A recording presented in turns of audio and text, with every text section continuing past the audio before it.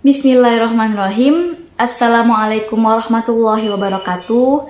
Alhamdulillahirabbil alamin. Wassalatu wassalamu ala asrafil anbiya'i wal mursalin wa ala alihi wa ashabihi ajmain, amma ba'du. Halo sahabat inspirasi yang dirahmati Allah. Hari ini kita akan membahas surah Al-Lahab. Judul di dalam tafsir inspirasi yaitu Fitnah itu kejam dan celaka. Ini terjadi karena Abu Lahab memfitnah susah hatinya melihat keislaman yang dibawa Nabi Muhammad SAW itu berkembang.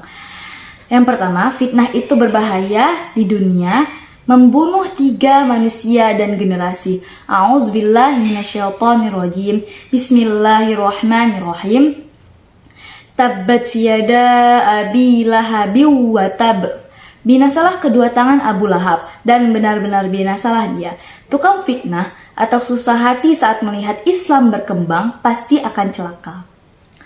Nah, di sini membunuh 3 manusia dan generasi. Siapa sih 3 manusia dan generasi itu? Nah, yang pertama, orang yang melakukan fitnah. Yang kedua, orang yang mendengarkan fitnah. Yang ketiga, orang yang difitnah.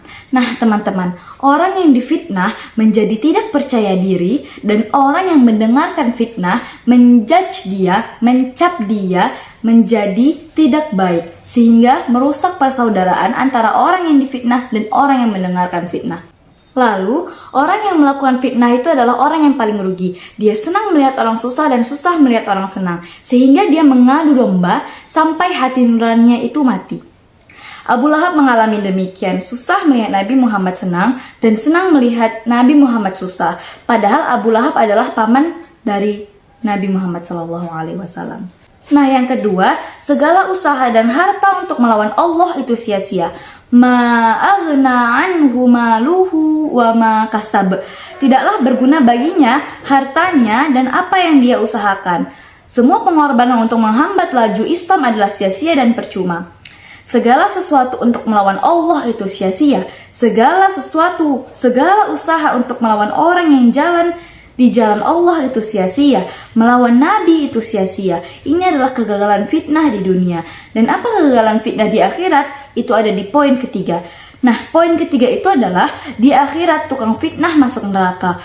Sayasla naron zata lahab.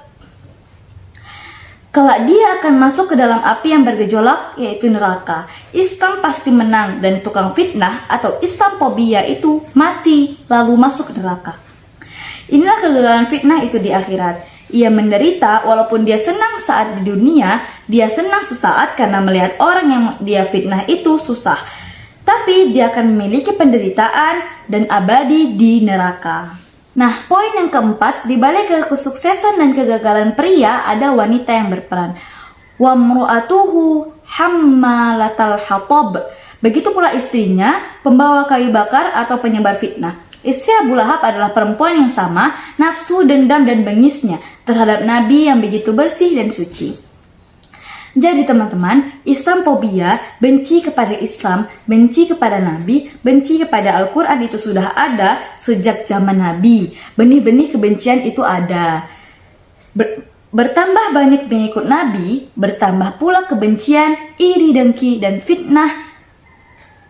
Dan ini bukan hal yang baru. Dari Nabi pertama, yaitu Nabi Adam, berlanjut ke Nabi kedua, yaitu Nabi Idris, dan sampai Nabi Muhammad SAW, kebencian itu ada. Di sisi lain, ada istri Abu Lahab untuk sosok Abu Lahab. Ada istri-istri Nabi untuk sosok Nabi Muhammad SAW, yaitu Khadijah, Aisyah, Hafsah, Ummu Salamah, dan lain-lain yang menguatkan Rasulullah SAW, yang membuat Nabi Muhammad bertambah kuat, yang membuat Nabi Muhammad bertambah bijaksana untuk menghadapi orang-orang yang memfitnah. Jadi, di dalam Islam, peran wanita itu diperlukan. Maka Islam menyarankan untuk mendidik anak perempuannya. Poin yang kelima, Islam menang, kafir tercekik menderita. Fi jidiha hablum mim masad. Di lehernya ada tali dari sabut yang dipital. Susah hati melihat mukmin bahagia dan Islam berkembang, terkadang sampai membuat diri tercekik, sesak napas, dan sakit hati.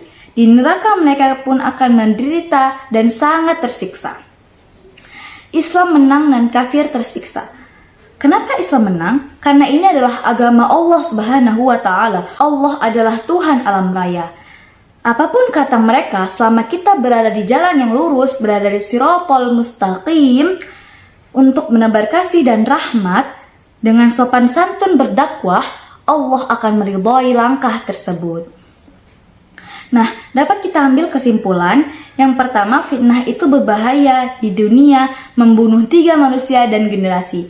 3 manusia tadi, orang yang memfitnah, orang yang difitnah, dan orang yang mendengarkan fitnah. Nah, yang kedua, segala usaha atau harta untuk melawan Allah itu sia-sia. Yang ketiga, di akhirat tukang fitnah pasti masuk neraka. Dan keempat, di balik kesuksesan atau kegagalan pria, ada wanita yang berperan. Nah, yang kelima, Islam menang, kafir tercekik menderita. Sekian, terima kasih. Wassalamualaikum warahmatullahi wabarakatuh.